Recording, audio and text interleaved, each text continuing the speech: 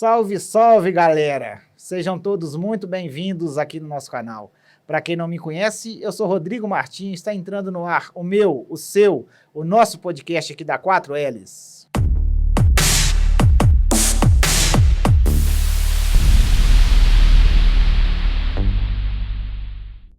Neste episódio, nós vamos falar um pouquinho da população negra de Viçosa, desde os tempos coloniais até os dias atuais.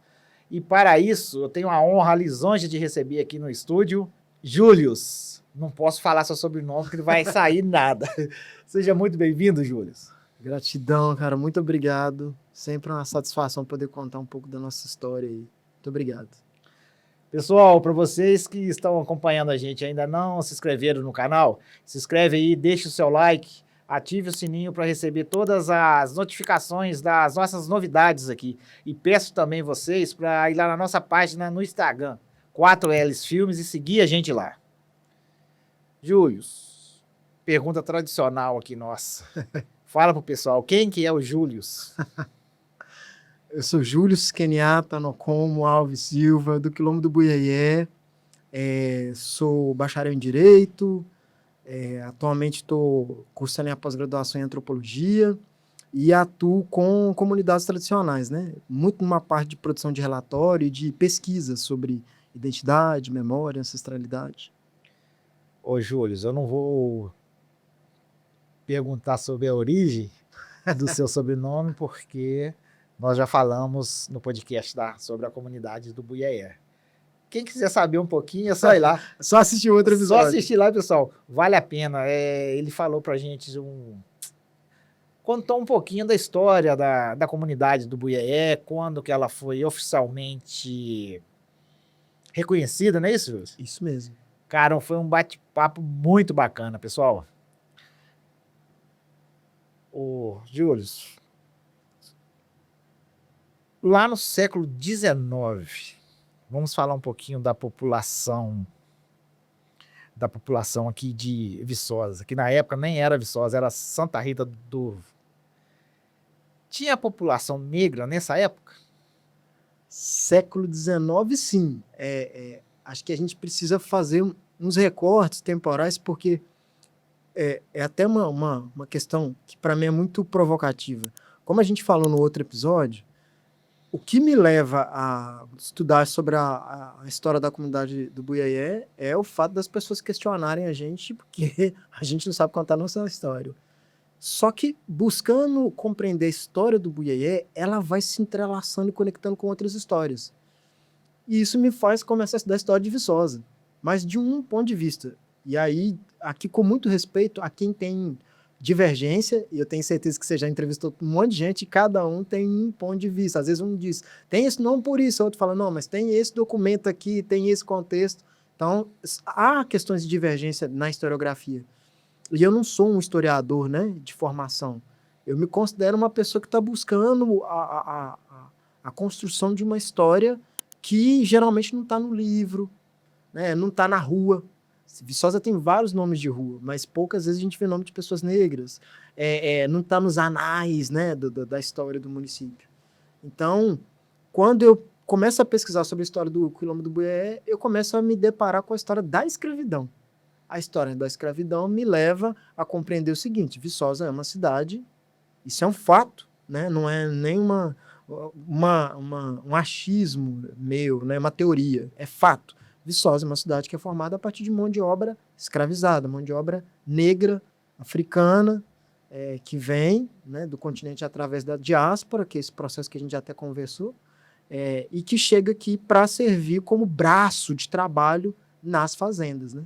Então tem todo um contexto para a gente dizer, Viçosa é uma cidade escravocrata, já foi naquele período, é uma cidade que é formada, e aí entre muitas aspas, né? Mas o que os registros que a gente tem vão demonstrar que Viçosa é iniciada, né, a partir de um processo de registro de um padre para solicitação de sesmaria, né, para a Arquidiocese de Mariana, para a construção de uma capela, de uma ermida. E a partir disso começa o processo de constituição de Viçosa. Isso 1800, século XIX, então. Só que tem dois poréns aí. O primeiro mas não tinha ninguém antes desse processo de ocupação? Ou para os próprios povos originários, né? Povo indígena, invasão. Até isso hoje é um termo que é difícil de se designar. Para alguns vão ver isso como ocupação, para outros vão ver como invasão. Eu parto muito desse princípio de que se tem um povo que estava aqui antes da minha chegada, da sua chegada, eles são detentores originais dessa terra. Com certeza. Os povos originários, os povos indígenas, o povo Puri. Né? E a gente tem registro de naturalistas, pesquisadores, alemães, russos, que foram contratados, foram convidados pela coroa, Brasil colônia, e também pelo próprio governo, depois Brasil Império, para fazer uma visita ao Brasil e conhecer o povo que estava aqui. Então, a gente tem registros. Então, para quem gosta muito de pesquisar, teve um naturalista alemão chamado Georg Heinrich von Lensdorff. Nome difícil. Nem sei se eu estou pronunciando da maneira correta. Mas o Lensdorff passou aqui entre 1821 e 29. E esse cara tinha diários. Voltou para o país dele, morreu. E os diários viraram patrimônio nacional, né? E aí, pesquisadores, se eu não me engano, da Universidade de São Paulo, da USP, tomaram conhecimento disso e fizeram a tradução dos diários de Lensdorff. Então, hoje, você consegue entrar no site da USP e acessar esses diários. Um dos lugares que esse cara passou é Viçosa. Ele passou em Santa Rita do Turvo, em 1820 e poucos. E ele passou contando o que ele viu. E é muito engraçado, porque é óbvio que o olhar dele não está voltado para falar dos detentores dessa terra e tal. Mas ele fala de ver esses povos originários, esses povos indígenas. Ele vê as fazendas e ele vê as pessoas que estão ali em condição de escravidão. Então, a chegada da população negra vem com um papel. Ser ferramenta, mão de obra, de trabalho nas fazendas. E tem um outro contexto que também é muito importante destacar. A zona da mata é considerada uma zona proibida de ocupação, pelo que tem nos registros. A coroa portuguesa, seja Brasil colônia, e só no Brasil Império que isso vai mudar, no Brasil colônia, a zona da mata, a região sudeste, era uma área proibida de ocupação, porque eles tinham medo que isso se tornasse uma área de desvio, uma rota de desvio de ouro. Desse ouro que era extraído na região de Ouro Preto, das minas e tal.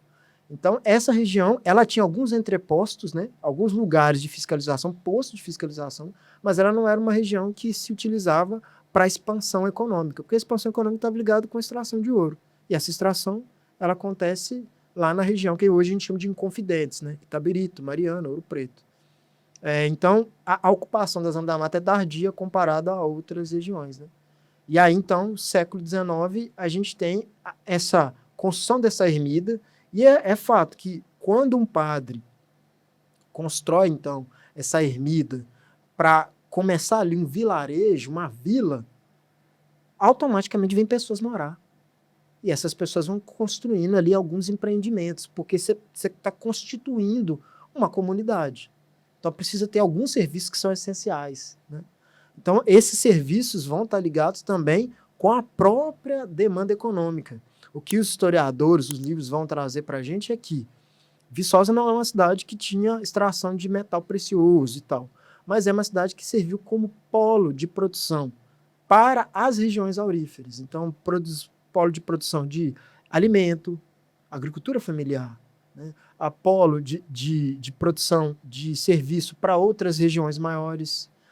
E você tem registros, por exemplo, que vão mostrar os ofícios de negros nas fazendas. Sapateiro, marceneiro, trabalho de casa, eles chamam de escravo de ganho. Trabalho, o cara tem um escravizado, ele aluga ele para fazer serviços em outros lugares. Então, escravo de ganho, babá, essa função que ainda hoje existe, mas ela existe desde aquela época, né? Alguém ter uma escravizada para cuidar de sua filha. Então, a cidade de Viçosa ela é formada assim. E esse povo negro vem de outras regiões. Então, nós não estamos falando de... Isso é importante. Nós não estamos falando de africanos que chegaram aqui, vindo de África. Não, nós estamos falando de negros que passaram por outros lugares e depois vieram para cá. Então, eles têm até uma diferença que os registros, a gente chama isso de mapa de população. Em 1830, por exemplo, foi feito um censo pelo Império. E nesse censo tem os mapas de população. As famílias são chamadas de fogo. Então, você tem os fogos. Então, em cada fogo, você tem ali os membros da família e os escravizados, eles tinham funções específicas. Então, os fogos de Viçosa tinham ali carpinteiro, marceneiro, agricultor, produtor de alimento e tal. Então, é assim que o povo negro chega aqui, mas houve uma resistência indígena nesse processo. Então, eu sempre gosto de destacar isso, que antes da chegada da presença branca e negra, tinha uma presença indígena, que inclusive era o povo que estava aqui, que foi expulso de suas áreas para a construção das cidades, né? Eu sempre faço esse comentário aqui nos podcasts que eu tenho a oportunidade de falar, que os índios, eles foram literalmente expulsos mesmo. Literalmente. Né? Eles, coitados, não vão entrar nisso não. Não vão entrar nisso não. Fala dos registros. O que esses registros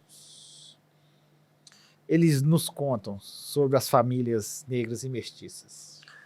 É impressionante porque a história ela é muito importante para a gente. Eu aprendi a valorizar muito mais a história quando eu comecei a trabalhar com comunidades, né?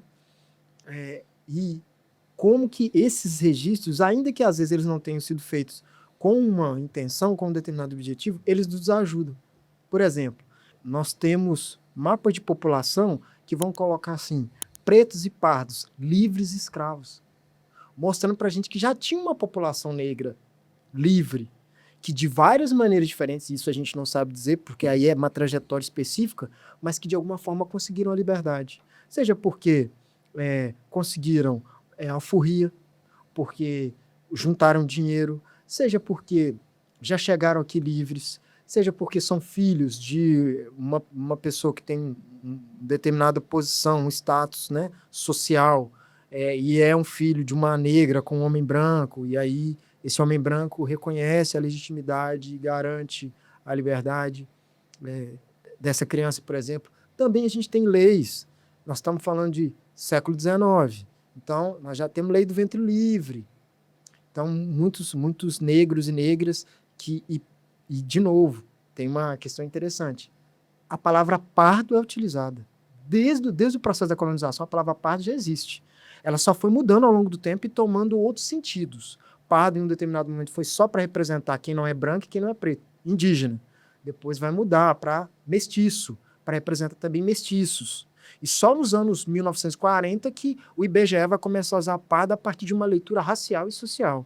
Mas antes disso, o pardo era para determinar uma nomenclatura de um grupo que não era reconhecido como negros nem como brancos. Então, todos aqueles. Então, esses registros são muito importantes. Especificamente em Viçosa, por exemplo, tem alguns que são curiosos. Assim. Por exemplo, nós temos registros de venda de escravizado, de um senhor, dono de um escravizado, vendendo ele. Mas vendendo porque ele está insatisfeito. Não é comum, né? Pensar que eu chego para o meu dono e digo, não estou mais a fim de ser sua propriedade. Estou cansado, quero ir embora. Então você percebe que o tom, né? E eu falo isso no outro episódio, o tom do processo ali de relação, ele é um pouco diferente. Uma coisa que a gente encontra muito na Zona da Mata, Rio Pomba, Ponte Nova, Muriaé, em vários lugares que eu trabalhei, a gente identificou esse tipo de registros em paróquia ou em acervo público, museu. Paula Cândido também tem, e Viçosa também tem, dono de fazenda que colocava no meu leito de morte, dou a liberdade para os meus escravizados. Né? Que é o caso, por exemplo, da senhora que era a dona da fazenda onde a avó do seu João, nosso mestre, né, lá do Buiaé, ela era escravizada. Então, isso também é um outro elemento interessante. Também, na paróquia, a gente tem registros de crianças negras batizadas que ganharam a liberdade, quer dizer, que eram filhos de pessoas brancas. Então, são relações. Essas relações são relações amistosas e relações consensuais? Difícil dizer, mas a gente crê que não, né? Eu não posso considerar que não é uma negra que casou com um branco, esse homem branco que casou com essa mulher negra e tinha um amor por ela e tal. São relações de violência, de abuso, né?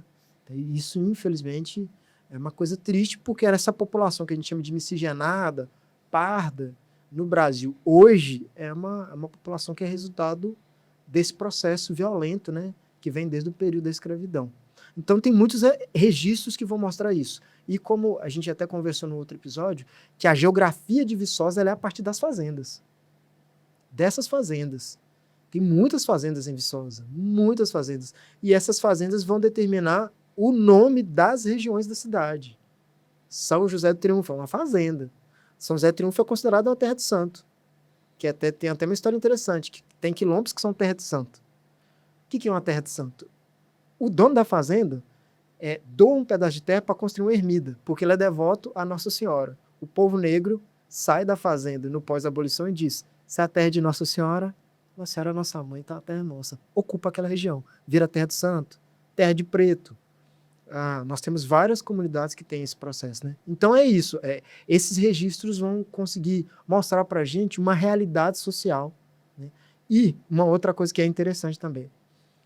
Por exemplo, na zona rural, para a gente, ainda hoje, é motivo de orgulho você ter uma cabeça de gado, ter um boi, uma vaca. Então, às vezes, você tem uma pessoa pobre, que não tem muitas condições, mas ela fala: não, eu tenho 3 cabeças de gado, que é uma questão de dinheiro, né? É o seu patrimônio.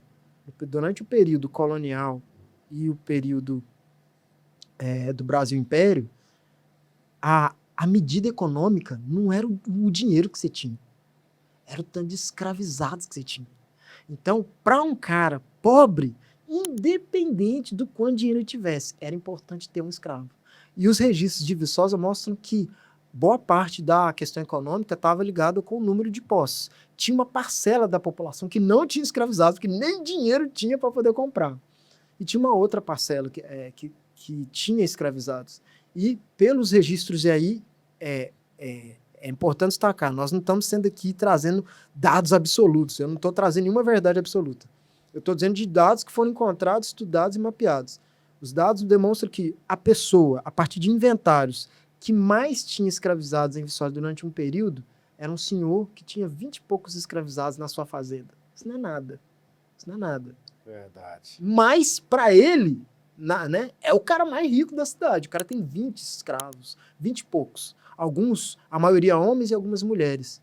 Então você percebe que Viçosa não é uma cidade de uma população rica, milionária, fidalgos, descendentes de reis. Não, eu já escutei assim, algumas pessoas falam: mas eu sou filho de fidalgo.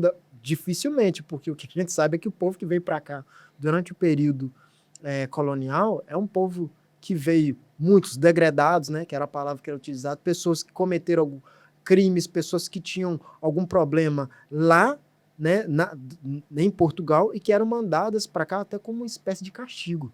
E chegavam aqui e, óbvio, começavam a construir, né, um processo de ocupação, de construção de patrimônio e tal. Até essas famílias consideradas tradicionais, né, europeias e tal, quando voltarem para Portugal, quando conseguem sua dupla cidadania, não vão encontrar lá essa coisa toda, né? Oi, Júlio, alguma coisa ficou batendo aqui na minha cabeça. Eu fiquei curioso para saber o nome desse fazendeiro. Fala pra gente, pode falar o nome desse fazendeiro? Posso. Eu tenho que me lembrar com exatidão o nome. Posso até resgatar depois. Se eu não me engano, esse é José Rois Branco. Eu acho que é esse o nome. Mas daqui a pouco eu confiro e trago para você com exatidão. Assim que a gente trouxer outros elementos, eu me lembro. Tá, e deixa eu só deixar claro aqui, porque acho que foi a primeira ou segunda pergunta que eu te fiz, que é sobre a construção da primeira ermida. Da capela. Da capela aqui de Viçosa. É a capela onde que está hoje a Rua dos Passos. Rua dos Passos, a igreja da Rua dos Passos, né? Isso é só deixar registrado aqui para quem não sabe. Inclusive é importante dizer que essa parte da história, qualquer historiador pode questionar isso, ficar incomodado, mas o único elemento que a gente tem para discutir sobre a historiografia de Viçosa são os arquivos da igreja, né? Igreja e Estado tinha uma relação confusa. E aí já houve outras pessoas que trouxeram outras discussões, que foi um capitão que chegou e tal.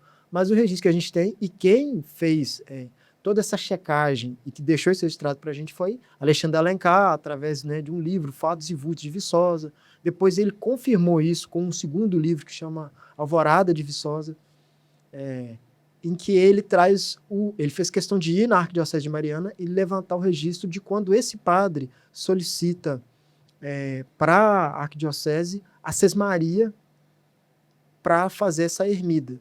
Então, o processo daqui, ele nasce a partir de um registro da igreja.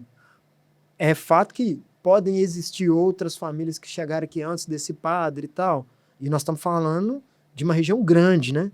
Que é sempre bom lembrar, né? Que você não tem muitas cidades, você tem vilas, freguesias e distritos que estão vinculados a uma região maior e depois vão desmembrando. Então, nós estamos falando de uma região muito maior. Nós não estamos falando apenas da cidade de Viçosa, como hoje a gente conhece. Nós estamos falando de uma cidade que tinha como distrito Teixeiras, Cajuri, Pedra do Anta, Coimbra, Porto Firme. Então, eram várias vilas, distritos de freguesias vinculadas a uma região maior, né? Era a divisão administrativa que eles faziam a partir do processo jurídico de divisão de Portugal. Tanto que essas palavras que a gente usa são palavras portuguesas de uma ferramenta portuguesa. Capitanias hereditárias e sesmarias são ferramentas jurídicas de divisão colonial de terras, né? O nosso processo todo jurídico ele é colonial, ele é português. Então, é isso, né? O registro que a gente tem é esse para determinar que Viçosa começa a partir disso. Mas, como você trouxe ali atrás, tem essa memória indígena que está apagada, que pouco a pouco a gente vai achando um outro elemento. Ô, Juros, nesta época, já dava para perceber se tinha alguma forma de resistência ou solidariedade entre os libertos e os cativos? Sim, sim. A gente tem elementos que são interessantes, assim, quando você estuda sobre a história de Viçosa. Viçosa tem uma população negra que já chega aqui livre, porque o próprio censo vai mostrar isso. E aí é interessante, se a gente está partindo da ideia de que Viçosa é fundada a partir da construção dessa capela, dessa ermida pelo padre, e o primeiro censo é feito em 1830, 30 anos depois, a gente já tem um mapa de população que traz esses fogos, né? É o termo que se utiliza para falar das famílias, que mostra já pessoas negras livres, mas ao mesmo tempo pessoas negras também escravizadas. E também que mostra outra coisa, uma população que não é majoritariamente, a população livre não é majoritariamente branca, porque tem negros livres e pardos livres, certo? Então tem isso que é bem interessante. E sobre essa questão de solidariedade, nós não temos registro de negros que ajudaram, negros livres que ajudaram negros cativos, negros escravizados, né? Mas a gente tem elementos que vão demonstrar que esses negros que são escravizados, que estão ali na condição de cativo, eles têm processo de insurgência e resistência. Insurgência é fazer o enfrentamento contra o processo de escravidão. Então, é por isso que a gente vai ver documentos do Tribunal de Justiça de negros que foram responder um processo por violência contra o fazendeiro, por morte. Tem processo de morte. Isso tudo estão nos registros de São João do Presídio, Visconde do Rio Branco, porque não é à toa que tinha esse nome, né? São João do Presídio, a comarca jurídica, né?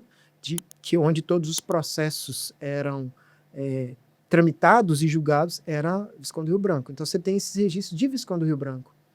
Então, quando, por exemplo, um negro escravizado foge da fazenda e esse senhor quer entrar com um processo para dizer ele está refugiado em tal lugar e a polícia tem que ir lá resgatá-lo de volta para minha propriedade, ele faz isso através de um processo judicial e isso vai ser registrado na comarca de Visconde do Rio Branco.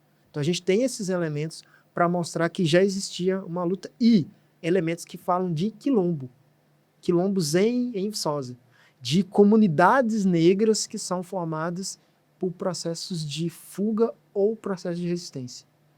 Oi, Juros, você já comentou um pouquinho no outro podcast, mas eu vou voltar nesse assunto aqui.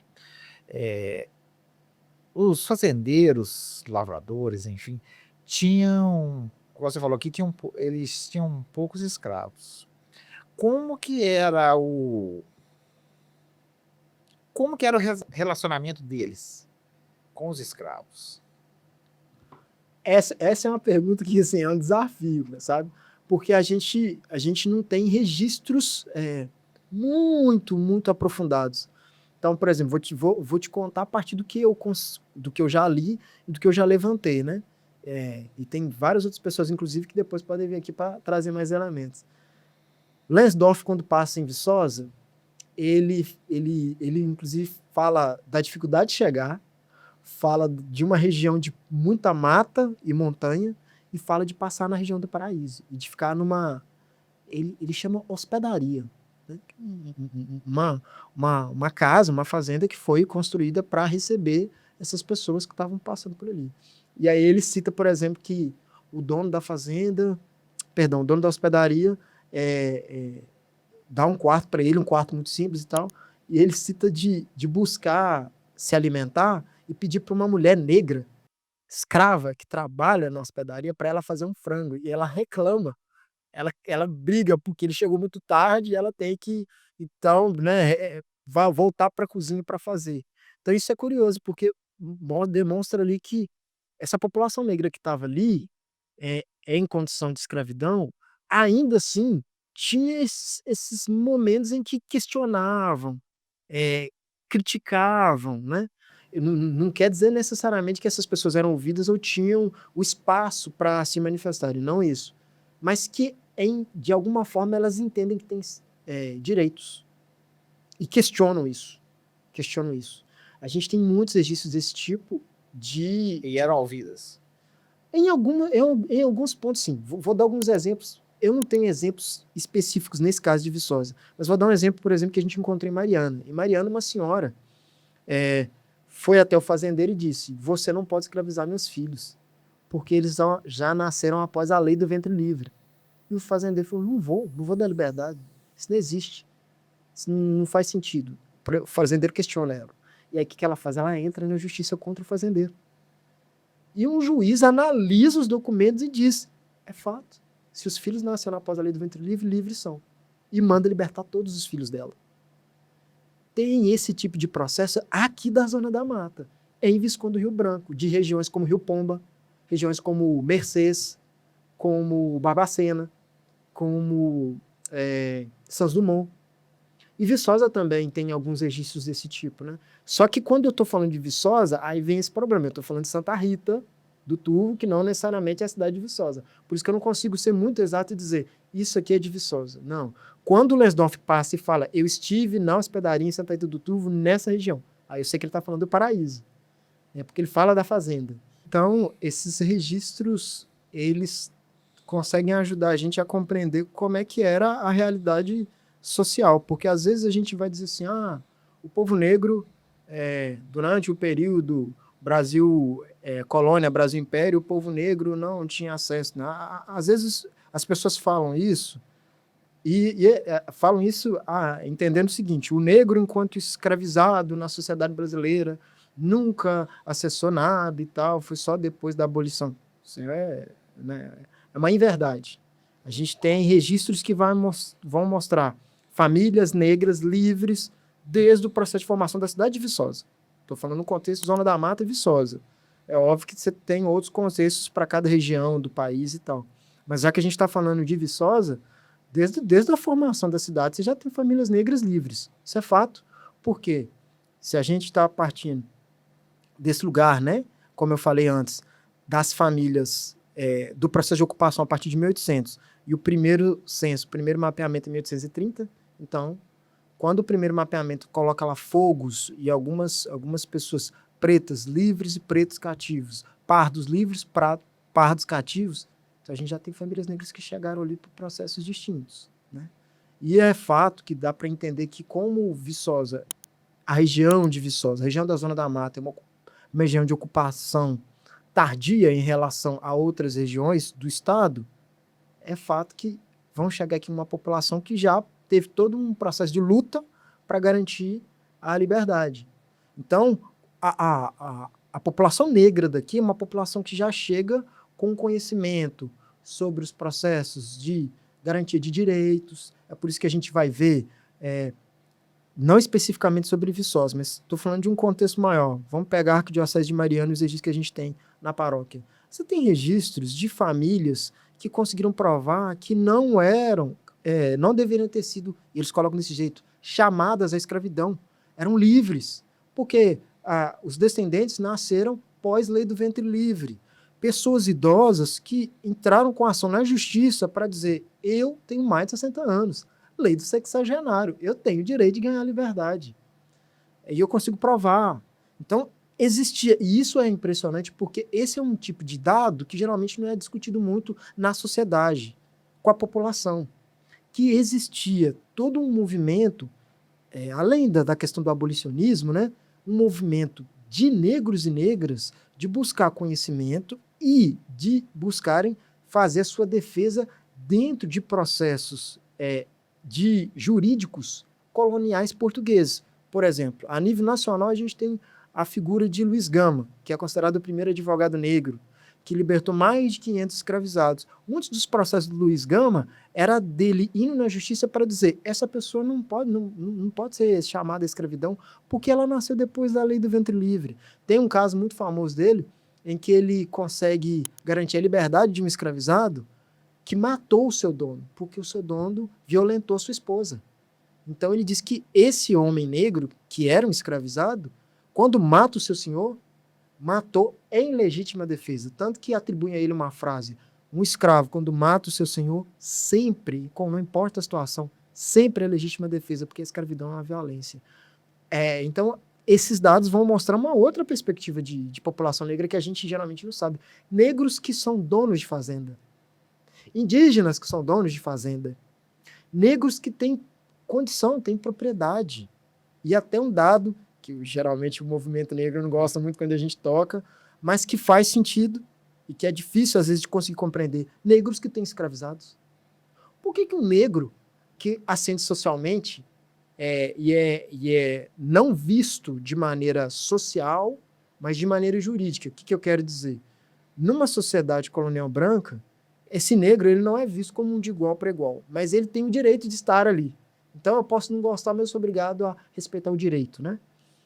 Esse negro, quando ele se adequa, ele tenta se adequar, ele tenta participar, se integrar na sociedade, qual que é o mecanismo, qual que é o indicador, a medida que a sociedade tem para dizer se você é uma pessoa de posse? Escravos. Então eu vou comprar para ter também.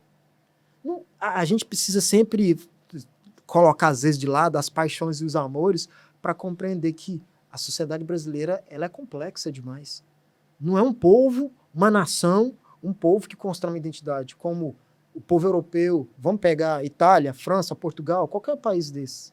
Não é uma formação de de grupos distintos étnicos, de país distinto que jogar todo mundo lá e tem que se transformar. Isso são os países que são colonizados. Como, por exemplo, Estados Unidos. Estados Unidos é isso.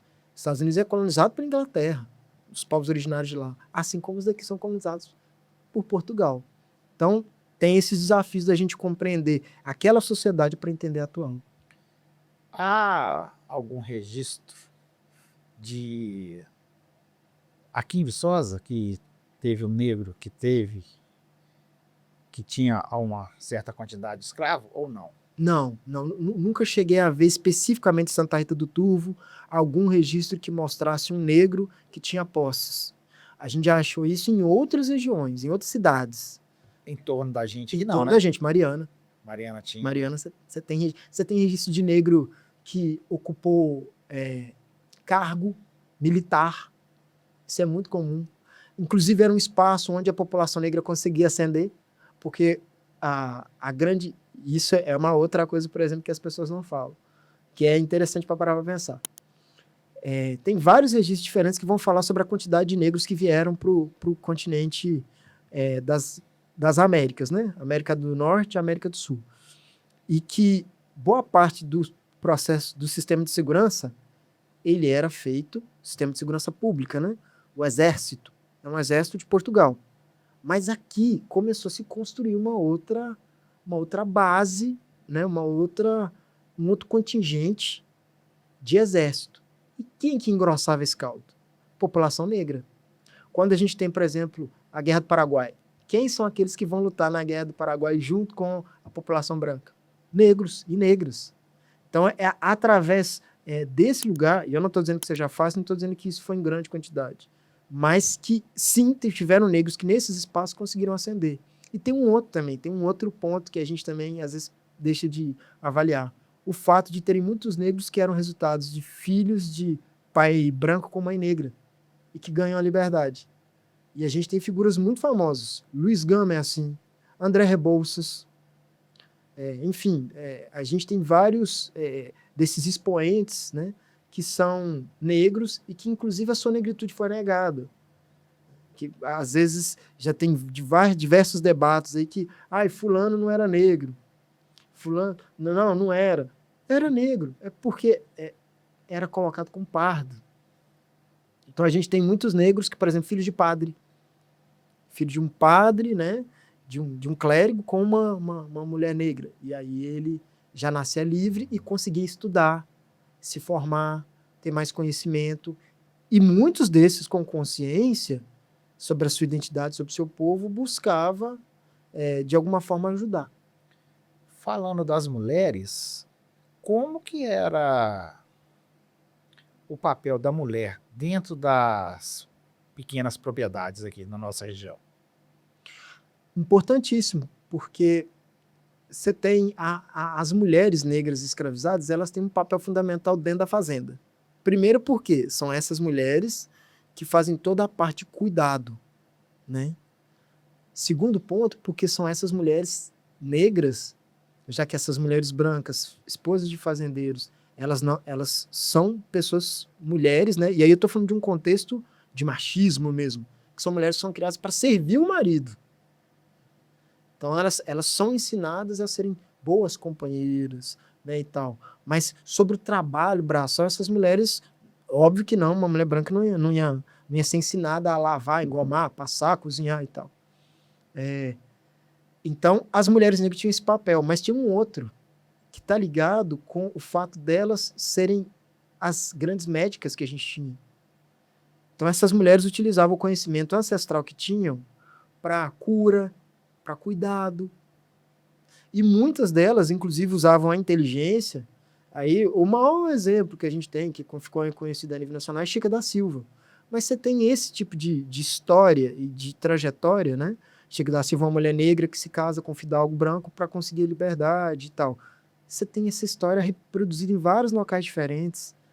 Por exemplo, na região de Muriaé, a gente levantou um registro muito interessante de um filho de um fazendeiro que compra a parte, o pai morre, deixa uma escrava e deixa os filhos.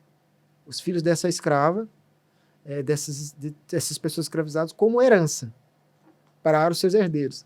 Um dos irmãos compra a parte deles, né, competente a eles, os 30 e poucos % que cada um tinha, um dos irmãos compra dos outros dois. E ele deixa isso registrado no cartório dizendo o seguinte: faço isso porque Feliciana, é o nome dessa escravizada, foi e ainda hoje é minha esposa. E os filhos de Feliciana são meus filhos, portanto, eu os quero livres e que nunca mais sejam chamados à escravidão. E, de espontânea vontade, dou alforria para eles. Então, olha que estratégia, uma mulher negra casar com um homem branco para garantir que a sua descendência seja livre. Isso é uma estratégia.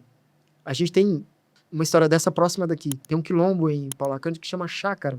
A chácara foi formada, isso ouvi deles, né, e isso tem registrado, foi formada a partir de uma escravizada que chamava Felicidade. Felicidade se casou com um fazendeiro porque a esposa dele faleceu e ele se apaixonou, né? Pelo menos é assim que as pessoas contam. Mas seja paixão ou não, ele tem filhos com ela e depois os filhos do primeiro casamento dele, os filhos brancos, odeiam isso. Então falam para ele, não, nós não queremos conviver e tal. Então ele dá um pedaço de terra para ela viver com esses filhos, que são partos. E daí forma a comunidade da chácara. Então veja que interessante, são estratégias reconhecida oficialmente como um quilombo. A desde chácara, quando? a chácara foi certificada, nós trabalhamos lá no relatório, eu trabalhei junto com eles lá. Foi certificada em 2022. 2022, final da pandemia. Isso. E foi impressionante, porque e era engraçado que quando a gente conversava com o povo, eles falavam de felicidade. E eu entendia felicidade a palavra. Não, mas vocês são felizes. Mas não. Felicidade é o nome da matriarca que fundou a comunidade. Essas estratégias estão em todos os cantos. O problema de Viçosa é que a gente não tem muitos registros desse tipo de situação. Né? Nós temos espalhados os registros daqui por conta dessa coisa de desmembramento de município. Quando você fala espalhados, eles estão onde? Eu quero dizer, por exemplo, a gente tem registros de gente do Buiaé que está em Cajuri, que está em São Miguel, que está em Teixeiras. Porque, às vezes, nós estamos falando de uma família negra que era escravizada numa fazenda, sai dessa fazenda, percorre uma região e vem chegar num outro lugar. Uma das histórias que é contada, por exemplo, de São José do Triunfo, né? Que é um aglomerado de população negra, que muitos escravizados ficavam sabendo que lá era um local que você podia ir e tinha terra em abundância e que você podia viver em liberdade. Então, muita gente ia para lá. Então, as famílias originais, os núcleos originais cresceram porque outras famílias chegaram. Ouviram que, dá para ir para lá, porque lá é um local que eu posso viver em liberdade, que lá é terra de santo. Então, tem essas características que as comunidades têm, mas isso está muito ligado com a história oral, que a gente escuta dos mais velhos, das mais velhas, mas que não tem nenhum registro para comprovar. O que a gente tem são os registros de venda, de compra, processos judiciais, estão em igreja, em cartório. Como que essas famílias escravizadas, elas se organizaram, social, economicamente falando, aqui depois da abolição? Aí tem elementos distintos que a gente precisa compreender. Que nós podemos falar do ponto de vista, por exemplo, que inclusive é a história da minha comunidade, do ponto de vista da população que sai de uma fazenda, certo? E vai para um outro local porque quer viver em liberdade. E faz a seguinte associação: viver na fazenda é viver violência. É estar sob o jugo do fazendeiro. Então eu quero ir embora para um local distante do local onde eu sofri. E já tem um outro grupo que criou laço, não com o fazendeiro, mas com o lugar. Então, olha que interessante. Nós temos a comunidade da Rua Nova, em Viçosa. A comunidade da Rua Nova, o povo permaneceu no local onde era escravizado. Isso tem tanto registro que demonstra isso, como os próprios relatos dos mais velhos da Rua Nova, que vão dizer, não, as histórias é que o povo saiu da senzala e ficou na mesma fazenda. Porque ali onde o povo está, que tem o campo ali da Rua Nova, ali é a região da Fazenda Deserto. E ainda hoje tem aquela casa colonial lá, né? Isso aí é para um outro episódio. Isso aí é para um outro episódio. Mas entende? Tem, então, elementos de como essas famílias vão constituir determinados espaços para sobreviver. E há os seus processos autônomos de buscar um local para viver. Como eu não estou encontrando nenhum local que me caiba dentro aqui, eu vou buscar uma área, e aí você tem as periferias, eu vou colocar uma área, vou buscar uma área próxima, mas que ninguém quer estar perto.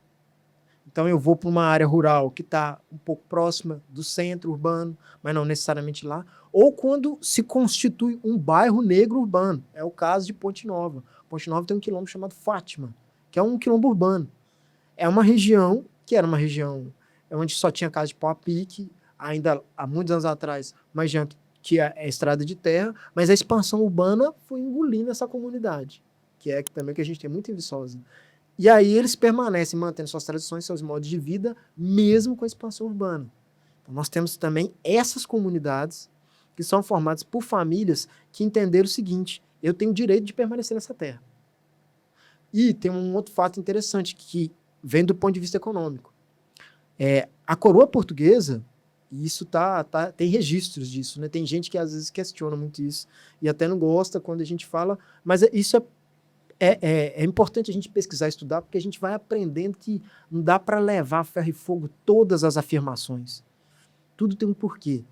A coroa portuguesa entendia, assim como a Inglaterra já provocava, e é por isso que tem aquela coisa da proibição do transatlântico, do tráfico negreiro, que uma forma melhor do avanço do capitalismo era acabar com a escravidão. A escravidão, se você parar para pensar do ponto de vista econômico, ela era um prejuízo. Você tinha que manter um grupo de pessoas sob o seu jugo, mantendo a alimentação. Tudo bem que eu não estou dizendo que é uma alimentação de qualidade, nem uma forma de habitação de qualidade, mas você tinha que manter aquelas pessoas sob o seu jugo, Todo mundo pensa que era interessante ter um plantel, que é a forma como eles chamavam, ter uma fazenda cheia de escravizados. Mas qual que é o valor que uma criança negra escravizada tem para um dono de fazenda? Ela não tem condição de trabalhar. Ela não consegue ainda prover algum tipo de ganho. E pior, eu tenho que ainda destacar alguém para cuidar, porque a criança negra tem que ser criada, cuidada, até chegar a um certo tamanho. E aí, ali de um certo tamanho, ela já vai trabalhar. A gente tem esses registros de crianças escravizadas que já trabalhavam. Mas eu estou falando ali 7, 8, 9 anos. Mas quando criança, bebê, isso é um prejuízo.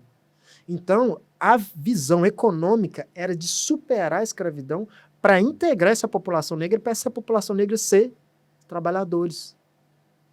E é muito mais inteligente tirar eles desse processo de escravidão para eles se tornarem pessoas que vão ser dependentes de uma sociedade colonial branca. Então, eu como negro, escravizado, que ganhei a liberdade, eu preciso comer. Quem que é dono do armazém? Se eu quiser estudar, as escolas são de quem? Se eu quiser morar, eu tenho a minha tecnologia social de construção de casas, as casas de pau a pique. Mas se eu quiser morar na cidade, quem que controla, que fiscaliza, que tem a legislação? Entende? Então, o processo de mudança, ele exige que o negro seja integrado. Havia, então, uma visão da família imperial, da família real, de realmente integração. É óbvio que isso não era um consenso. Tanto é que, pós-abolição, o que acontece? Você tem um golpe contra a família real, né? Contra Dom Pedro, contra a princesa Isabel, e eles, inclusive, vão embora, né? Porque há uma mudança de sistema político, né? Então, tudo isso demonstra que essas famílias, algumas delas, se integraram de tal ponto que, ao ganhar a liberdade, já tinham relações construídas. E aí, vamos pensar no contexto de Viçosa?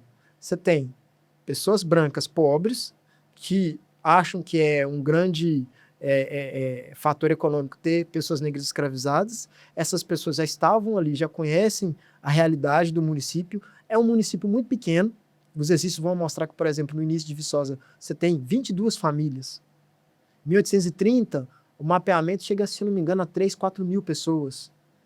É um agrupamento muito pequeno. Então, pós-abolição, você tem uma população negra que já está integrada e que consegue construir casa, consegue ocupar determinados espaços e até ir galgando, ocupando determinadas áreas com o seu conhecimento, né? Com conhecimento profundo de prestação de serviço e tal. Há algum registro de algum núcleo? Comunidades, sim.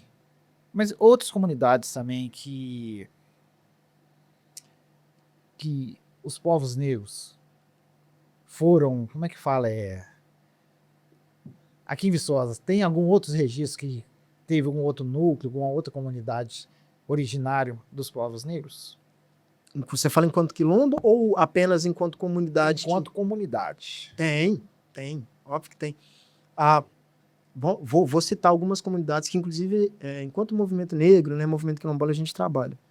Pau de Cedro é uma comunidade negra, que é formada por escravizados de fazendas da região. Inclusive, tem uma fazenda específica que eles chamam de Fazenda Fernandes, já foi derrubada, que concentrava a população negra ali. Nós temos na região dos Nobres, nós temos uma comunidade chamada Vila Brás, que também é constituída dessa mesma maneira, a partir de população que era escravizada. E o mais impressionante, quem me contou isso foi um descendente do escravocrata, não foi nem o povo negro que contou pra gente. Ele levou a gente aonde era a região da fazenda e onde ficava a senzala e falou, olha, boa parte do povo aqui dessa comunidade é descendente desses escravos. A própria comunidade de Posses, que é uma região que tem esse nome por conta da fazenda. E nós temos comunidades que vão ser formadas já no contexto contemporâneo, no contexto que a gente está falando do século XXI. Mas ainda lá desse período, nós temos várias comunidades que são assim, que vão ser formadas desse jeito. São José Triunfo, né? Fundão também é assim. E temos outras regiões também, de área rural. Na verdade, isso que eu ia complementar aqui agora. Você citou só a área rural. E dentro da cidade, teoricamente dentro da cidade? Dentro da cidade tem uma característica que é o seguinte. Vamos pegar século XIX. Século XIX, você não tem a população negra ocupando uma determinada rua ou bairro. Você tem essa população negra pertencente a núcleos de fazenda, certo? Então, pós esse período, você vai ter essas famílias se desintegrando dessas fazendas, constituindo casas, constituindo alguns bairros, mas não há um núcleo negro que a gente tenha registro público que demonstra assim, essa rua, essa comunidade, ela é formada desde o início como um núcleo negro. Não. Você tem as ocupações. E isso muito já final do século XIX, início do século XX, né? Que aí você vai ter ocupações urbanas, Morro do Café, eu já citei Poços. Nova Viçosa é um contexto muito diferente, mas Lourdes, Valaçu, são regiões que e aqui com muito cuidado, porque às vezes tem gente que reconhece a palavra periferia hoje não mais como algo pejorativo, tem gente que sim. Né? Eu já vi muito debate assim, periferia ou comunidade? E que é uma forma, né, de sair desse contexto de algo negativo, pejorativo, ao invés de chamar de periferia, chama de comunidade. Mas o que a gente consegue perceber é, você tem grandes núcleos que são formados na cidade de Viçosa, que são periferias. E que hoje, não necessariamente negros, né, porque as pessoas foram casando e tal, então a cor da pele muda pelo casamento interétnico, né, de pessoas brancas com negros. Mas que você vê que é uma região de periferia, por quê? Porque ali se instalou muito atrasado a política pública, que demorou a chegar, porque ainda em determinadas regiões que você anda, chega num determinado lugar, não tem mais asfaltamento, não tem iluminação pública, não tem saneamento básico. Isso é resultado de uma ocupação desordenada, não pensada, não planejada, porque é uma população que não foi planejada também. Não se planejou o que fazer com a população negra pós-abolição, no sentido de, aliás, não se executou. A família real tinha um projeto para integrar essas pessoas. O idealizador disso se chama André Rebouças. André Rebouças era filho de um padre com uma mãe negra, e ele estudou, engenheiro, e ele foi o cara que incentivou a família real, que ficou ali falando, ele era um abolicionista, mas ele era, ao mesmo tempo, um monarquista. Tanto é que quando a família real é expulsa do Brasil, ele vai junto, um homem negro. Então, ele luta muito para ter um projeto, e ele constrói esse projeto. Só que, pós aí, a derrubada do sistema monárquico, tudo que foi construído junto com ele vai-se embora. Tem uns registros do Rio de Janeiro que mostram que a princesa Isabel, junto com o Dom Pedro, eles mantinham um quilombo, que se chamava Leblon. O bairro Leblon do Rio de Janeiro era um quilombo. Então, tem esses elementos que mostram quanto que a população negra, se a gente tivesse tido a monarquia por mais tempo, talvez estaria num outro status. Não estou dizendo que seria perfeito, não estou dizendo que a família real tinha um projeto de emancipação e tal. Mas havia-se um projeto pensado por uma pessoa negra, mas que infelizmente não foi possível ser executado. Pessoal, será que é só eu que estou gostando desse bate-papo? Para você que está acompanhando a gente e ainda não está inscrito, se inscreve aí, deixa o seu like, ative o sininho para você receber todas as notificações das novidades aqui do nosso canal. Ô Júlio, a gente não pode deixar de fazer uma comparação sobre a construção da ESAV. A gente não pode deixar de fazer essa comparação. Fala pra gente o que mudou para a população negra depois da construção da ESAV, que hoje é a UFG. Eu acho que é fato, né? Não tem que questionar. Existe uma Viçosa antes da universidade e depois, né?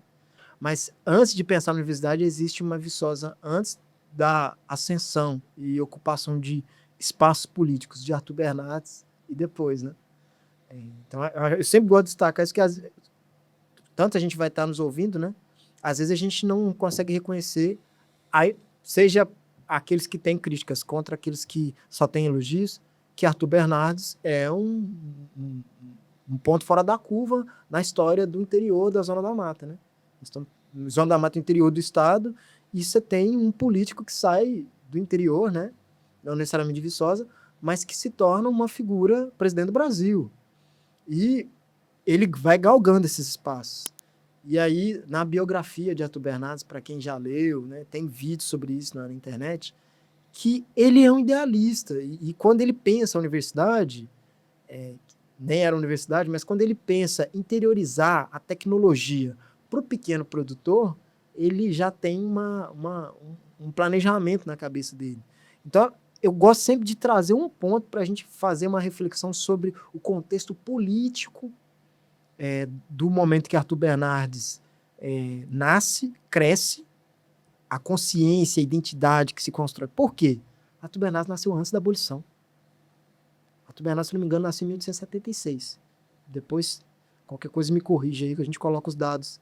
Mas, se eu não me engano, 1870. E 76, 77. Então, ele nasceu um pouco antes da abolição. Esse já é um ponto para a gente refletir. Nós estamos falando de alguém que nasceu num contexto ainda de escravidão. E que tem um olhar para a população negra. Eu não estou aqui nem fazendo juízo de valor, se bom ou se ruim. Eu só quero que as pessoas compreendam, né? Que a gente consiga compreender. A construção da universidade, ela não é pensada para a população negra. Ela é pensada para uma população branca, que inclusive ainda está num pós-abolição. 1920 está muito perto. Vamos contar. 1888, 1890, 1900, 1910, 1920. Começa já a pensar se é o UFV. Então, a UFV está ali ainda num contexto de pós-abolição muito forte. E essa população negra está ali espalhada. Aí tem registros que vão mostrar o seguinte. Na construção da UFV, quando Arthur Bernardes, enquanto governador do estado de Minas Gerais, resolve construir a Escola Superior de Agricultura e Veterinária, a ESAV, há um estudo para pensar em qual cidade.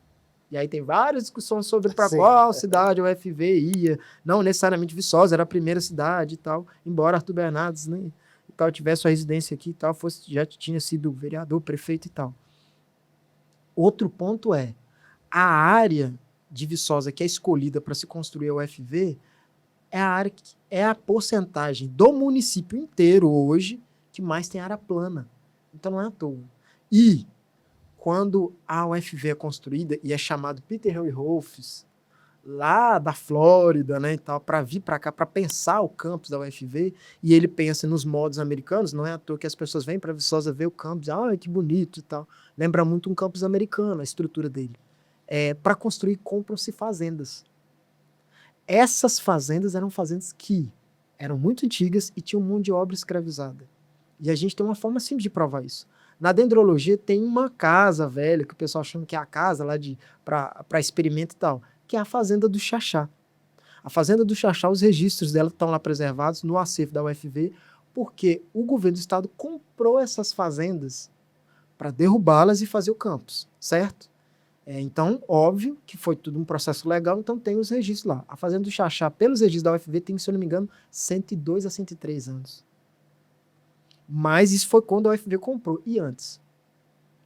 A Fazenda Deserto, a Fazenda Paraíso, que não entrou dentro dessa área que foi comprada. A Fazenda Paraíso teve mão de obra escravizada, tanto que o Buianha está aí para provar isso. Então nós estamos falando de uma área que é comprada e que tinham pessoas negras. Se você pega o acervo da UFV e pega as fotos, você vai ver atrás da reitoria, que é o prédio principal, um monte de casa de pau a pique e varal com roupa. Porque essas pessoas saem dessas fazendas e vão ocupar essas áreas. E num primeiro momento, não há ninguém expulsando essas pessoas. Né? Você tem uma derrocada dessas fazendas. Você tem famílias que são donas das fazendas, mas que não necessariamente têm um uso para aquela terra. Foram para a área urbana, migraram. Então nós temos um núcleo urbano muito pequeno e um núcleo rural muito grande. Você tem a população, boa parte da população de Viçosa está na área rural, não está na área urbana. Não é à toa que a gente tem áreas rurais grandes, né? Viçosa tem mais de 500 quilômetros de área rural. Então, a universidade ela é um divisor de águas. Não só porque, além disso, há um planejamento de modificação da estrutura da cidade para receber a universidade. E se você para ver os mapas, você vê que a cidade de Viçosa, a área urbana, é muito pequena. E ela cresce exatamente por conta da área da UFV. Né? E quando as fazendas, né, se eu não me engano são 12, as 12 fazendas são compradas, há um processo de pagamento, né, do governo do estado. E as famílias negras? Quem que paga? Para onde essas famílias vão? Para onde? Essas famílias são expulsas dessa região. E quando eu digo expulsos, eu vejo literalmente dessa forma, porque não há nenhum registro de pagamento para essas pessoas. Se houve pagamento, não está descrito isso em nenhum lugar.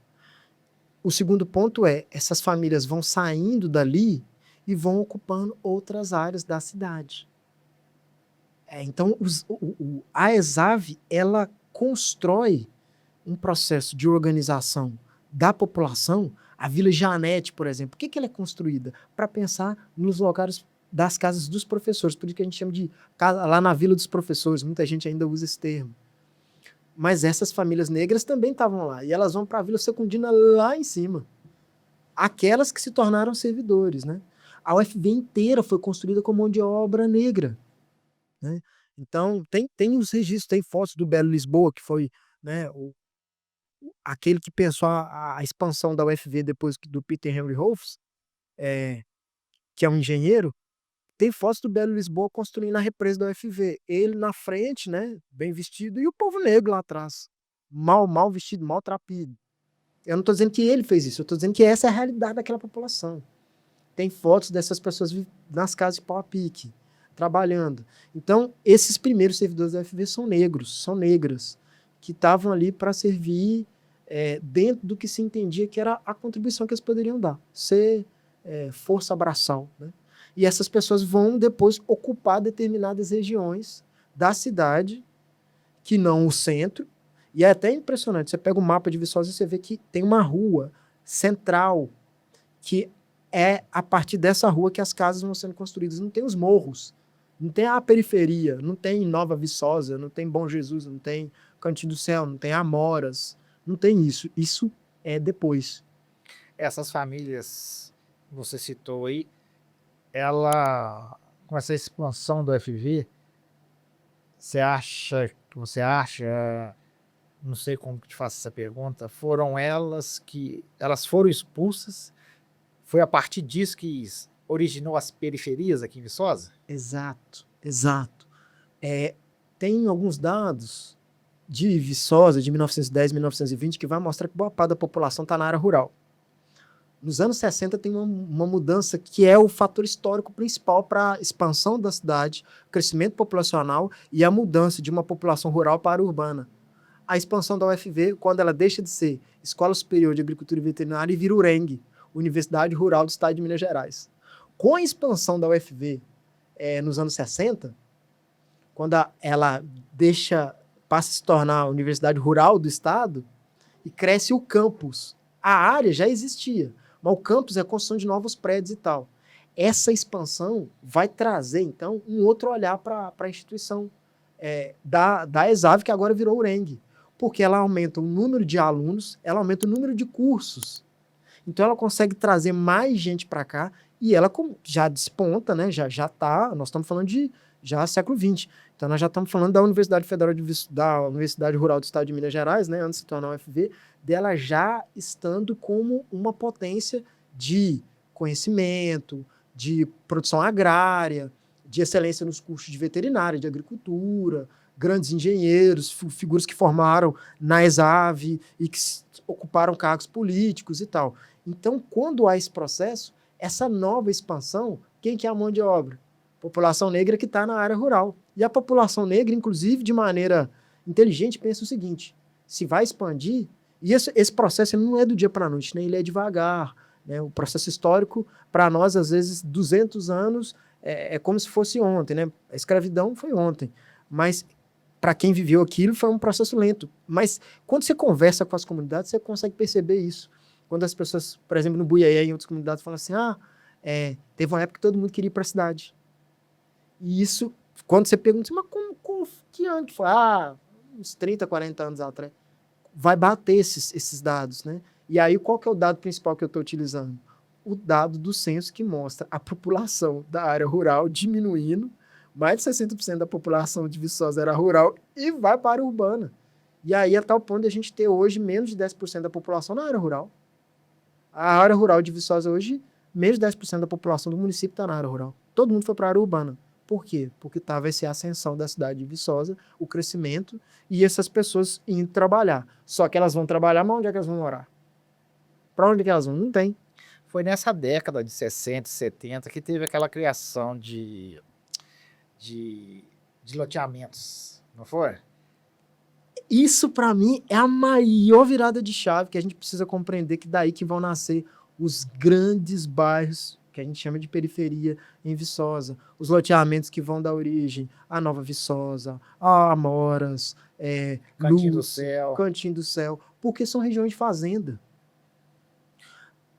A região de Nova Viçosa é a Fazenda Poços.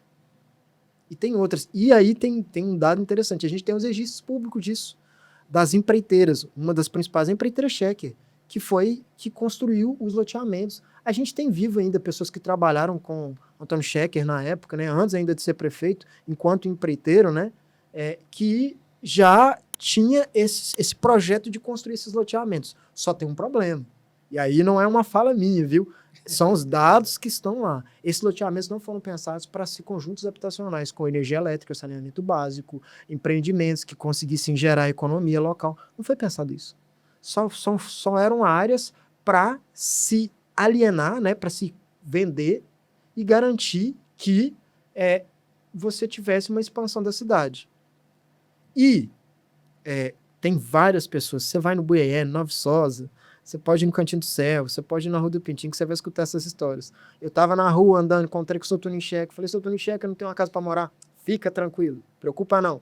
Eu vou te dar um pedacinho de lote. E essa pessoa ia para um desses loteamentos que ele adquiriu através da empreiteira dele. Só que muitas dessas pessoas ocuparam essa região, mas não tinham dinheiro nem para registrar aquela área. Muitas desses doações acabaram sendo feitas de boca. Então as pessoas ocuparam uma área, mas não houve um processo de pensar a expansão urbana e pensar uma estrutura. E aí, então, ia aquele crescimento desordenado. Tem alguns registros sobre a criação de Nova Viçosa. A primeira foto da festa de inauguração de Nova Viçosa é um monte de casa de pau a pique, das pessoas comemorando. Eram pessoas que não tinham casa, né? Então, pessoas que estavam ali super felizes por ter um local para morar. Mas era uma região ainda de fazenda, era uma região fazendo parte de uma fazenda que não tinha asfaltamento, não tinha energia elétrica, não tinha nada. É fato, se a gente for buscar as memórias sobre Antônio Schecker, muita gente tem uma gratidão imensa. Mas também é mostrado que políticas estruturais que não teve. Ai, gente, como que eu posso falar? Não foi pensado. Não foi pensado nisso, né? Isso é fato, não é? Olha, tem um artigo sobre a expansão urbana de Viçosa, em que eles entrevistam, eu não vou lembrar o nome dela, mas uma mulher que trabalhou com o Tony Schecker, e ela diz assim, a gente chegou a fazer num dia, às vezes, 15 vendas de lote, num dia. Você consegue imaginar uma imobiliária vender 15 lotes num dia? Então, tem um determinado período que eles venderam mais de 100 lotes numa semana, porque era muito, muito rápido. E aí é por isso que tem esse lado de gente que ama e gente que o critica muito. Porque ele conseguiu dar uma solução para um problema de habitação. O problema não é habitação? Então vou construir uma série de lotes, eu vou comprar grandes áreas de fazenda, que já não funcionam mais, que estão em derrocada, eu vou transformar isso em pequenos lotes e vou vender por preços muito baratos, ou eu vou financiar por parcelas muito baratas, e para uma população muito pobre. É por isso que Tony Schecker é o pai dos pobres, é uma figura que é vista por todas as periferias, como todo mundo ainda tem aquele saudosismo, mas na época do Sr. Tony Schecker era diferente e tal. Por que isso? Porque é uma população que sai da área rural, vem para a área urbana, não tem condição financeira, não tem um processo de integração para essas pessoas, e é esse cara que a gente até fala, embora Arthur Bernardo seja uma figura a nível nacional, mas para quem é viçosense, tem uma figura que é mais importante do que Arthur Bernardo, que é Tony Schecker. Porque esse cara que é o cara que vai pensar na expansão da cidade, e ele é o idealizador de muitas dessas periferias urbanas. Bairro de Lourdes, bairro de Ramos, né? Amoras. São loteamentos que, se você procurar os registros, quem que era a empreiteira? Empreiteira checa. E tinha uma outra junto, empreiteira Barra Limpa, que é de um senhor que é muito famoso para quem é de área rural, que faleceu há pouco tempo, e que tinha uma empreiteira e que era muito conhecido também por fazer isso, fazer especulação imobiliária com lote. São as principais empreiteiras que vão lotear aí essas regiões, né? A Barrinha. Como é que se forma aquela região tão distante do centro que está aqui? Não é à toa que Barrinha é aquela região ali, e que você consegue ver que há um crescimento desordenado ali, né? Quando eu digo de crescimento desordenado, é porque quando você planeja, você consegue garantir que a luz chegue para todo mundo, que o asfaltamento, o saneamento básico, os equipamentos públicos. E você tem em determinadas regiões da cidade que o pessoal fala, aqui o transporte público não vem todo dia, ou não chega nos mesmos horários que no centro. Por quê? Porque é uma área não pensada. Ô, Júlio, vou falar pro pessoal que tá em casa aí. O pessoal vai ver o seu rosto mais vezes aqui. Nós vamos contar visto por uma pessoa negra e, como você sempre fala, você deixou claro, tudo documentado. Sim. Nós vamos contar, fazendo uns episódios aqui de pontos específicos de Viçosa. Mas, cara, é engraçado a gente, no meu caso, ficar sabendo, ter feito esse bate-papo com você, porque confesso que é a primeira vez que eu estou escutando uma história a partir de uma pessoa negra. Que eu até então, eu só tinha escutado através de pessoas brancas. Sim. Cara, e rapaz, isso pra mim, acho que cara, o que eu falo, gente? É um reconhecimento, reconhecimento, não sei direito como expressar isso, sabe? Mas, cara, foi muito gratificante, cara. Foi muito gratificante escutar você falando isso. E o que você poderia falar para o pessoal que está em casa assistindo a gente? O que você poderia falar para esse pessoal sobre Viçosa? Um olhar visto pelo um cidadão negro. Uhum.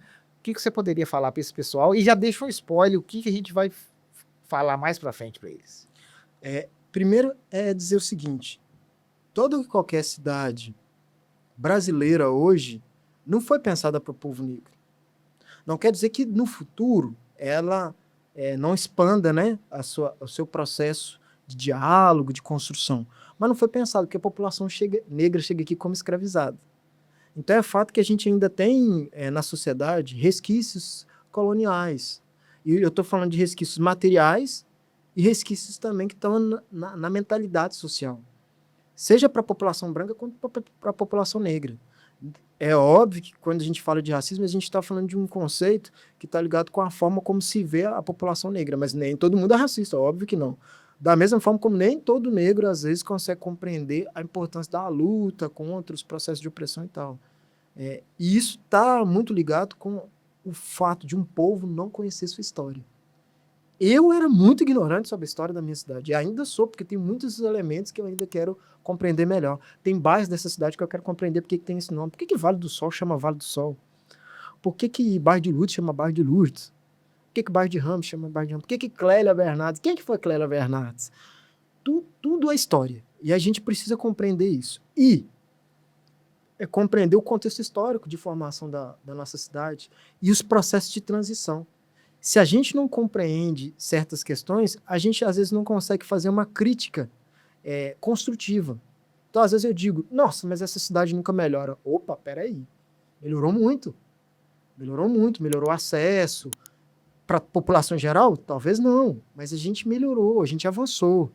Para as comunidades que estão na área rural, não, mas não melhorou nada. A gente saiu de uma região, de uma época que a gente vivia andando em estrada de chão, sem transporte público, para ter transporte público. Eu preciso avaliar esse tipo de coisa para entender assim, o quanto que eu melhorei, o quanto que eu não melhorei, que eu preciso brigar, lutar mais para melhorar. Então é por isso. de uma perspectiva, de uma ótica negra, é entender que a gente ainda tem muitas mazelas, muitos problemas sociais que estão na periferia, e dizer que os problemas sociais e mazelas não existem só na periferia. É porque se construiu na história dessa sociedade brasileira, e aí aqui é um microcosmo da sociedade brasileira na sociedade viçosense, que a periferia é o lugar do atraso, da negação, do problema social. Então tudo que é de ruim está lá. Mas não é à toa que isso acontece. É porque houve um projeto político de garantia, de tentar apagar a história do povo negro. E nesse processo de tentar garantir a preservação de um núcleo, né, que veio lá ainda no período colonial, o centro ele acaba se tornando esse lugar onde as famílias ditas tradicionais, aquelas que chegaram primeiro desse período colonial, que já tinham direitos, já que a população negra estava escravizada, a população indígena expulsa, essas famílias vão ocupar essas áreas principais, que são as áreas consideradas nobres. E a população negra vai ocupar o que sobrou, o que restou, sabe? Então é por isso que a periferia é criada. Ponto. Dentro da periferia tem muita coisa importante. Tem a cultura, tem o modo de vida, tem as tradições que o núcleo colonial ali do centro não tem. Ele tem as suas práticas, mas que são diferentes, né? E hoje a gente até valoriza com uma muita importância, por exemplo, o congado de Viçosa. O congado de Viçosa é o congado do Fundão. Só. Óbvio que existiram outras bandas de congado. O que aconteceu? Por que elas somem, né? E por que e qual que já teve um episódio aqui com representantes, né, da banda de Congo Nacional do Rosário. A luta que essas pessoas fazem para garantir a preservação da sua tradição, ela é muito importante, porque ela vai contar para a gente o quanto que determinados núcleos negros brigaram e conseguiram fazer a manutenção, e outros não. E aí, a gente começa a ver que determinadas áreas da cidade estão prejudicadas porque naquele momento e gerações posteriores ainda não viam aquilo lá como um local que precisava garantir política pública, garantir a melhoria de vida e tal. Embora essa era a grande massa trabalhadora. Quem que está lá trabalhando nos prédios no centro da cidade de Viçosa? Quem que trabalha na universidade, na parte de conservação e manutenção, que são hoje os terceirizados? A população da periferia. Para lá e pergunta o pessoal que está varrendo a reta da UFV, que está fazendo a manutenção dos prédios. Você é de onde? Você mora onde? É isso. E tem determinadas áreas, tem uma específica, a gente pode até depois tirar um momento para discutir, que é, por exemplo, vou dar um exemplo de como Viçosa tem algumas coisas que são fantásticas. Fantásticas até no sentido, às vezes, de ruim. Durante o processo de tentativa de embranquecimento do país, do Brasil, houveram várias teorias de como fazer isso, porque existia um medo do Brasil se tornar um país preto. Né? Está descrito o Barão de Cotegipe, que foi um deputado federal contra o fim da escravidão, contra a abolição, que era, inclusive, um legalista que queria muito... Ele era um republicano. Inclusive. Só um adendo aqui. Eu já li, cara, uma coisa mais absurda que eu já vi. Não vou citar nome nem nada, não. Mas eu já li que eles tinham que melhorar a espécie. Isso. É um processo de higienização que a gente fala, né? Por exemplo, Monteiro Lobato era um desses caras que tinha essa teoria de embranquecimento da sociedade, né? Eugenia. E aí, um desses processos, uma dessas ideias, dessas estratégias, era constituir colônias nas cidades. Algumas cidades estratégicas constituir colônias de europeus. Viçosa foi uma das cidades escolhidas para receber uma colônia. Colônia Vaz de Melo. A gente nem sabe por que aquele bairro chama Colônia Vaz de Melo. Colônia Vaz de Melo porque era uma colônia. Aquilo lá foi uma terra doada para imigrantes europeus constituírem fazendas e expandirem suas famílias. Para embranquecer, não tinha-se medo. Tem um outro dado que é interessante, que tem a ver com tudo isso que a gente está discutindo, que, por exemplo, nos anos 70, a Câmara de Vereadores cria uma lei que proíbe a construção de casebre de pau a pique no centro da cidade de Viçosa. Por quê? Cada vez mais crescia o morro do Carlos Dias, que é o que a gente... Você já está entrando no nosso próximo podcast, hein? E aí há uma estratégia para que não haja o crescimento da periferia. Então é retirar o povo negro dessa área e colocar em outras áreas. Isso aí tem a ver, inclusive, com esse processo de expansão imobiliária. porque, já que a gente tem que tirar eles daqui e levar eles para outros lugares, não é que houve um programa de habitação, é simplesmente uma estratégia. Vamos tirar eles daqui porque eles estão enfeiando a cidade. Já conseguiu imaginar o centro da cidade, onde está a igreja matriz, um monte de casa de pau a pique ali? Vamos pegar um outro exemplo, que também é um elemento importante que eu não posso deixar de falar aqui. A Praça do Rosário. Por que a Praça do Rosário tem esse nome? Cara, não, vamos parar por aqui. Vamos parar por aqui. Isso vai ser pro próximo, outro episódio, tá? Mas então é isso. É deixar para as pessoas essa reflexão e essa provocação. Vamos pensar por que a gente, quem mora na periferia e que tem crítica com a sua realidade social, por que ela é assim? A gente diz que pobreza é socialmente construída, não é nada criado assim do nada. E ninguém escolhe ser pobre. A gente foi colocado nessa situação. E hoje o desafio para os políticos que estão aí nos representando, é conseguir construir estratégias, políticas públicas que superem essa ainda dificuldade que foi colocado o povo negro, o povo indígena. E eu sempre gosto de destacar isso. Existe uma população branca pobre que está na periferia também que sofre. Cada um reservado, guardado suas devidas proporções. O negro, o indígena, o branco. Mas tem uma população branca que na discussão de classe não ocupou esse espaço de recurso financeiro e não é rica. Tem os seus privilégios quando a gente discute a questão de raça, mas não é uma população também que está ali abastada, está na periferia. Então precisa pensar em todos esses núcleos. Meu caro, cara, é muito bom te ouvir falando. Eu que agradeço. É muito bom te ouvir falando. Deixar pro pessoal em casa aqui, ó. Pessoal, a gente vai ter... Você vai ver a cara do Júlio aqui mais vezes. Se você quiser falar sobre algum assunto específico, quiser saber mais de algum assunto específico, manda pra gente aqui, que com certeza a criança aqui vai saber falar. Esse bicho sabe muito. Cara, muito obrigado, Valeu demais. Muito Valeu obrigado demais. mesmo. Pessoal, para vocês que tiveram a paciência, ficaram com a gente até agora, se não se inscreveram no canal, mais uma vez eu te peço, inscreve aí, deixa o seu like, ative esse sininho que tá aqui embaixo, ó. Até o próximo episódio. Valeu.